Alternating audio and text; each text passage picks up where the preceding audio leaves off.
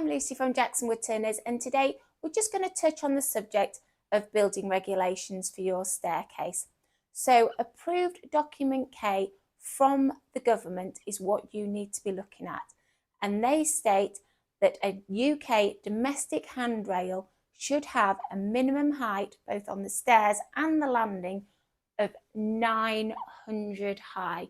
So that's from the nosing of your tread, which is, if you can see here, just the curved bit here to the top of your handrail, and then on your landing should be a minimum of 900. Your spindles and your glass, you should not be allowed to pass a sphere of more than 100 mil between, which is here.